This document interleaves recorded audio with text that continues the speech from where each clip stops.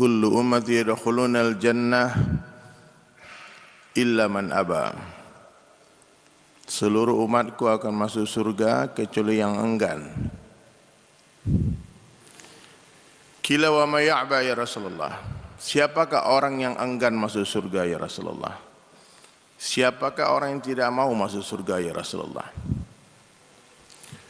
Maka Nabi menjawab, qala man ata'ani dakhalal jannah, siapa yang mentaatiku akan masuk surga, wa man asani faqad aba, dan siapa yang menolak aku, yang bermaksiat kepadaku, merekalah orang yang tidak mau masuk surga.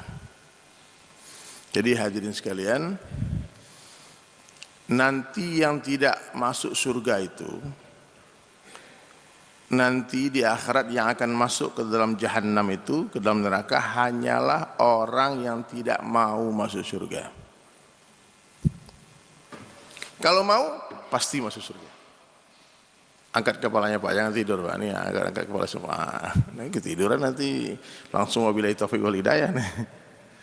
Ya. Tatap mata saya Pak. Ya.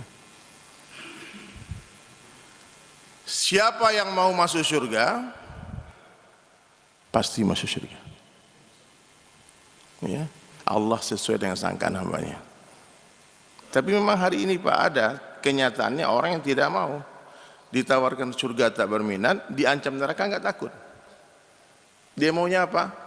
Pitih, duit, ada duit oke banget ya. Coba nih takmir masjid umumkan besok siapa yang sholat subuh 100.000, bisa 10.000 orang sholat subuh. Benar, dari kampung sebelah datang, dari mana datang. Nah, jadi hadirin dirahmati Allah Ta'ala, nah ini yang harus kita dudukkan di sini. Kita ngobrol-ngobrol santai saja Pak.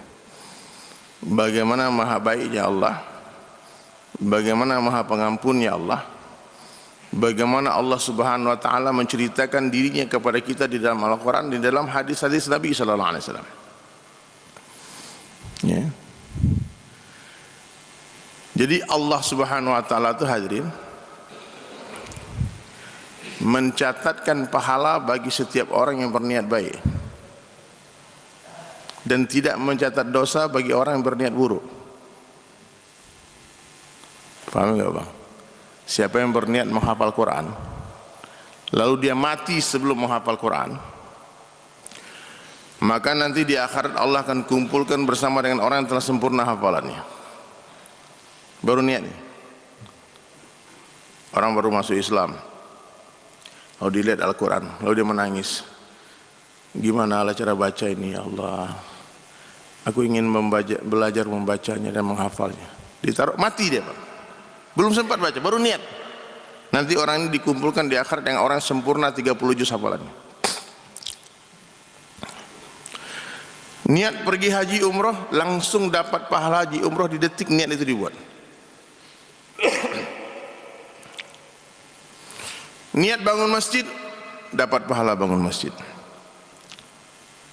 Niatnya orang mukmin itu lebih baik dari amalnya. Kalau direalisasikan itu niat, dilipat gandakan minimal 10 kali lipat pahalanya, ganjarannya. Atau suka-suka Allah saja. Tapi kalau niat maksiat, gimana Bang, nanti malam kita party dulu kita. Nggak ada duit aku Bang, aku bayarin. Oh, udah niat maksiat, ngasih bayar orang maksiat lagi. Itu belum dicatat dosa. Setelah dia buat itu maksiat, saya baca dalam kitab Fadilah Sedekah, itu Allah saking baiknya kepada hambanya. Ketika malaikat atid mau mencatat dosa, ditahan tangannya. Tunggu sebentar.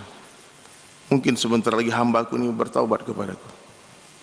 Ya, di dalam kitab itu ditulis kurang lebih 6 jam disuruh malaikat bersabar menunggu. Ternyata 5 jam setelah maksiat dia bertobat, nggak jadi dicatat.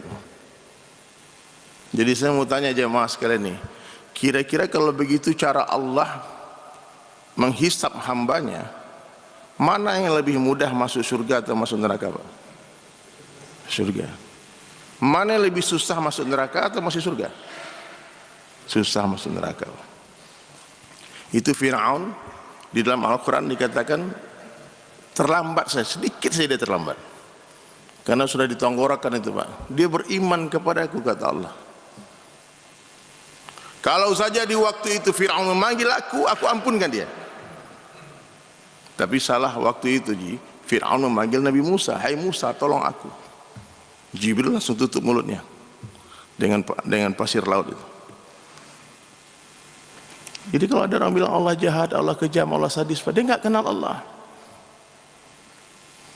Makanya banyak hari ini orang tidak mau beragama Pak, karena banyak dai-dai itu menggambarkan Allah itu jahat. Kau ni kakimu neraka kau ni. Akhirnya anak-anak muda sekarang memilih banyak agnostik. Di Saudi itu Pak lebih banyak ateis daripada orang beriman sekarang. Survei membuktikan.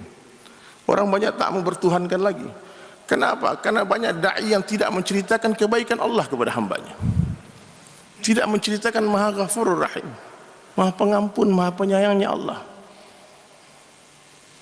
Satu ketika Sayyidina Umar pernah meriwayatkan sebuah hadis. Jarang Sayyidina Umar itu meriwayatkan hadis, tapi ketika hijrah ada seorang wanita yang mencari anaknya.